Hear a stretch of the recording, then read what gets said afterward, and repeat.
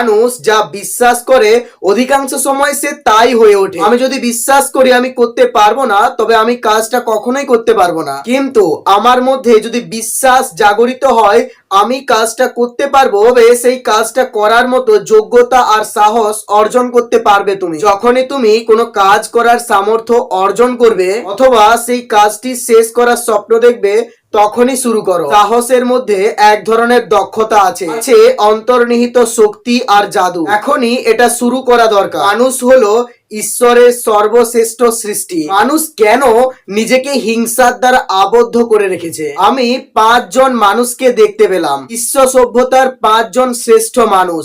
আমি চোখ বন্ধ করলাম, আমার কেবলই মনে হলো আমি বোধহয় মরুভূমির পাশ দিয়ে হেঁটে যাচ্ছি। তার পাশে রাশিকৃত বালুকা রাশি, পূর্ণ চাঁদের জোছনায় উদ্ভাসিত চারিদিক। সেখানে 5 জন মহান মানুষ দাঁড়িয়ে আছেন। মহাত্মা গান্ধী, অ্যালবার্ট আইনস্টাইন, মহামতি অশোক, আব্রাহাম লিঙ্কন এবং খলিকা ওমর। স্বপ্ন, স্বপ্ন, শুধু স্বপ্ন। স্বপ্নকে ভাবনায় পরিণত করো, ভাবনাকে কাজে পরিণত করো। এর কাজ দিয়ে যখন সংকোচিল উড়ে যায় তখন কি সে তার নীড়ের কথা ভাবে? মানুষ হলো এই উড়ন্ত পাখির মতো, আজ এখানে কাল সেখানে, তাকে উড়তেই হবে। তুমি সমস্ত মায়া কাটিয়ে চলে যাও, তা না হলে তোমার স্বপ্ন কখনো সফল করতে পারবে না।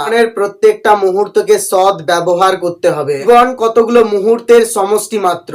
আলস্যে মন ভরে গেলে চলবে না, উদ্যমবিহীন অবস্থায় একটা দিনও কাটাবে না, তাহলে ঈশ্বরের কাছে জবাবদিহি করতে পারবে না।